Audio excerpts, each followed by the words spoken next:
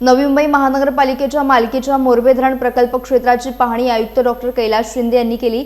यावर्षी एल निनोमुळे सरासरीपेक्षा कमी पाऊस आणि पावसाला उशीर होण्याची शक्यता हवामान खात्याने व्यक्त केल्याने नागरिकांनी पाण्याचा जपून वापर करावा असे आवाहन त्यांनी केले। आयुक्तांनी मोरबे धरणातील जलसाठ्याची प्रत्यक्ष पाहणी करत संपूर्ण प्रकल्प क्षेत्राचा दौरा केला। यावेळी धरण परिसरातील जमिनीचे सीमांकन आणि मोजणी तातडीने पूर्ण करण्याचे निर्देश अधिकाऱ्यांना देण्यात आले। तसेच आवश्यक ठिकाणी कुंपण उभारण्याच्या सूचना देखील करण्यात आल्या। सध्या धरणात सुमारे 85 दिवस पुरेल इतका पाणीसाठा उपलब्ध असल्याची माहिती देण्यात आली। मात्र यंदा पर्जन्यमान 6 ते 8% कमी राहण्याची शक्यता असल्याने भविष्यात पाणीपुरवठा नियोजनाबाबत निर्णय घ्यावे लागतील असे आयुक्तांनी स्पष्ट केले। दरम्यान धरण परिसरात काही ठिकाणी खासगी बांधकामे आढळल्याने हद्द तपासणी करून आवश्यक कारवाई करण्याचे आदेश देखील देण्यात आले आहेत। पर्यावरण संवर्धनासाठी देशी वृक्ष लागवड आणि स्वच्छता मोहिमांवर देखील भर देण्यात आला आहे।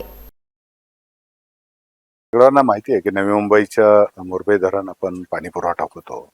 यावर्षी खूप मोठ्या प्रमाणात पाण्याचं इव्हॅपोरेशन, हीट वेव्ह पण खूप मोठे आहेत आणि तशाच प्रमाणे आपल्याला अल निनोच्या परिणामामुळे पर्जन्यमान सुद्धा कमी आहे आणि काल परवाच्या बातमीनुसार पर्जन्यमान पुन्हा उशिरा पण सुरू होणार आहे।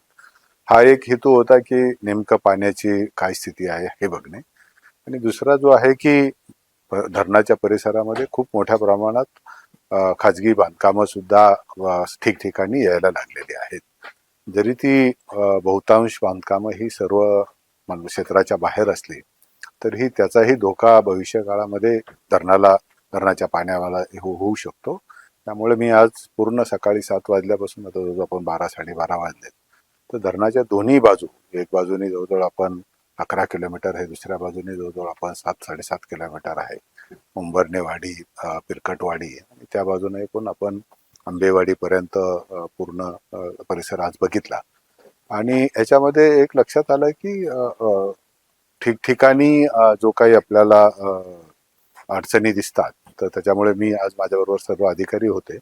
सर्वप्रथम तर आपण मोजणी करून घेण्याच्या सूचना दिल्यात, एक टोटल स्टेशन सर्वे, आणि पूर्ण आपल्या बाउंड्री जिथे जिथे आपल्याला भविष्यामध्ये धोका दिसतो की इथे अतिक्रमण होऊ शकतात, बांधकामं होऊ शकतात, तिथे मी कंपाऊंड वॉल टाकण्याच्या सूचना दिल्यात। आणि आणखीन एक बाब निदर्शनास आली की जी पिरकटवाडी, उंबरनेवाडी आणि अजून 2 आहे, जवळजवळ 96 घरं हे तिथे अजूनही आपल्याला पुनर्वसित झाले नाही। ज्यावेळेस धरण बांधलं त्यावेळेस 16च घरं होती, पण आज 96 झाली।